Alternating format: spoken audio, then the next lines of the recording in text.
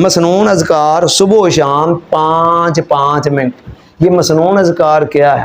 حضور علیہ السلام کی سیرت طیبہ کے روشن ابواب میں سے ایک باب یہ ہے کہ آپ نے ہر موقع پر اللہ رب العزت کی بارگاہ میں بڑے کمال کی دعائیں مانگی، اور دعائیں اس طرح مانگی ہیں کہ آقا نے فرمایا وہ تئی تو جوامع الکلم، مجھے اللہ تعالیٰ نے جوامع الکلم بنایا، ان میں تھوڑے لفظوں میں زیادہ بات کر سکتا ہوں. پنے تلے الفاظ کے اندر ایسی خوبصورت دعائیں مانگی، اور دنیا سے لے کر آخرت تک کی کوئی خیر اور کوئی بلائی ایسی نہیں ہے جو آقا نے مانگ نہ لی ہو، اور کوئی شر اور کوئی برائی ایسی نہیں ہے جس سے حضور علیہ السلام نے اللہ کی پناہ نہ مانگ لی ہو.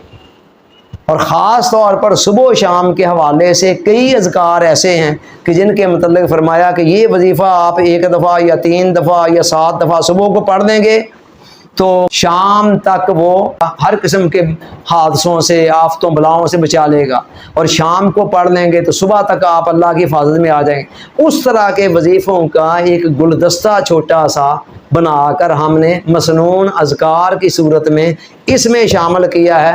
5 منٹ اس کو صبح پڑھنے میں لگیں گے، 5 منٹ شام.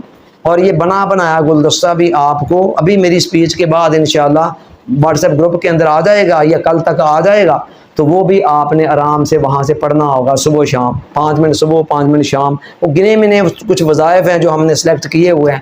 تو یہ بھی یاد رکھیں کہ ٹھیک ہے بزرگوں کے بتائے ہوئے وظیفوں کی اپنی حیثیت ہے، لیکن حضور علیہ السلام کے بتائے ہوئے وظیفے کے برابر کسی بزرگ کا کوئی وظیفہ نہیں مل سکتا ہے. ہم کہتے ہیں ضرور لیں بزرگوں سے وظیفے، لیکن یہ ذہن میں رکھیں کہ بزرگوں کے اور حضور علیہ السلام کے بتائے ہوئے وظیفوں میں وہی فرق ہے جو حضور علیہ السلام کے مقام و مرتبہ اور بزرگوں کے مقام و مرتبہ میں. باقی ٹھیک ہے آپ کو جہاں سے کوئی وظیفہ ملتا ہے لیں، اسے بھی پڑھیں، لیکن سب سے زیادہ فوکس جو ہے نا وہ مسنون اذکار پر، حضور علیہ السلام کے بتائے ہوئے وظائف پر ہونا چاہیے.